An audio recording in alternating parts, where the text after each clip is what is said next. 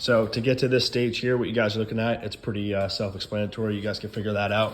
There's plenty of videos on YouTube of how to replace the belt, which shows you how to take the cover off, how to take the support brace off here, and then how to take off the primary and secondary clutch in the belt. You are gonna have to remove the shock for this process to get that back cover there off. It's the easiest I found is to lift it by the trailing arm as high as you can and put a jack underneath the chassis, pop your wheel off, lower this jack as low as it'll go.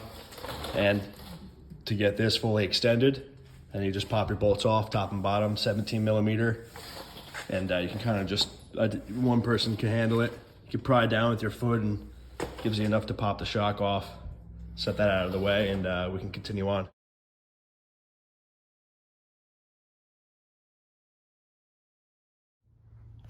All right, we got our CVT clutches off, and this is what you'll be looking at here.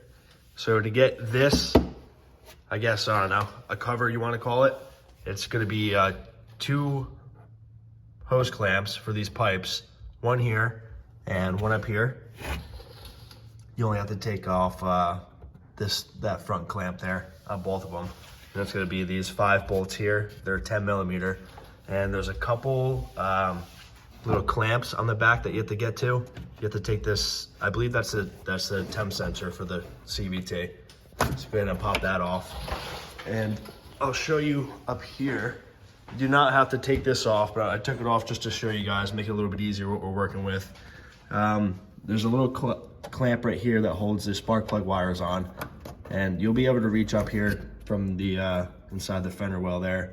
But you wanna pop those off. It just has a little little clip fitting there or whatever. And there's gonna be 2 of these little band clamps that hold this harness on. One there, one down here. And I believe that's it. So it'll be a little bit easier to show you guys from there.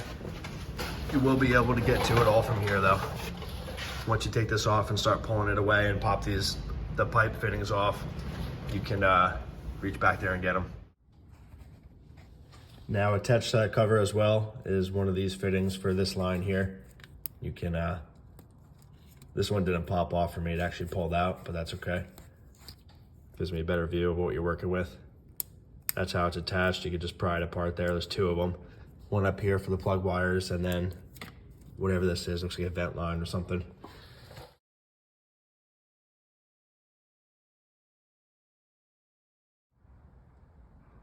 All right, we got that cover off. Pretty simple.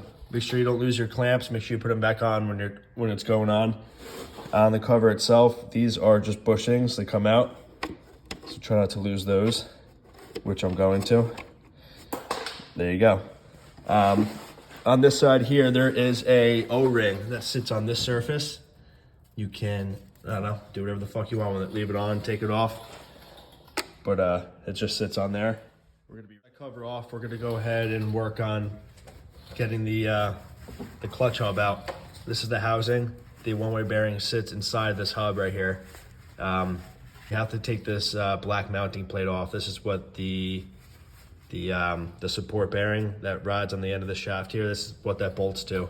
The 2 long 6 mil bolts here, and then the 2 10s go on these studs. A couple 10 mils, a couple 12s, 112, and 3 12s and a couple 14s. We have to take off these 2, which is for the drive shaft, the front drive shaft carrier bearing. And now would be a good time to replace that while you're in here, if you want to go ahead and order one, because I think they're notorious for going bad. There's a little wobble in that one, but it's not too bad. All right, we're ready to remove this plate. It's on locating dowels. There's 2 of them. I went ahead and popped this little holder off there. You can kind of just bend the carrier bracket down a little bit, and this plate should kind of just walk off. I'm just gonna fucking hang it up out of the way here for now. All right. Now here is your clutch housing. There's obviously oil in it, so you're gonna have to drain the oil. I'm going to cheat because I literally just changed the oil and I don't feel like putting 4 new quarts in it. So I'm just gonna jack it up, get the oil to the other side of the motor, and go ahead and pop that off. This is a good time to inspect your carrier bearing. Mine is pretty well shot, but we're gonna run it till it breaks. And you're gonna wanna clean up this area a little bit when we pop this housing off. We don't want all this dirt and shit getting in there. So go ahead and wipe it down, blow it off, and we'll get started on taking that off. Now to get this clutch housing off, it is just these 10mm bolts all the way around. You're gonna lose some oil, so have a catch can ready or something, and we'll pop that off. All right, we're ready to pull the clutch assembly out. Got all the bolts out, got our catch can ready. There's a paper gasket in here. I would suggest obviously replacing that, but I'm gonna reuse this one. So if you're gonna reuse it, just gotta be careful not to rip it. Try to pull it straight out. You might have to just lightly tap it with a plastic rubber mallet to break that seal. But mine was already off not that long ago, so it should pop right off. Didn't lose any oil, look at that. So here is your clutch hub. It is pressed in there with the big bearing. So here is your wet clutch. That right there is your one-way bearing. So let's go ahead and inspect that real quick. Put this down. Make sure you keep all your bolts organized, whatever. So from what I'm thinking, I put this on the wrong way. It says outside.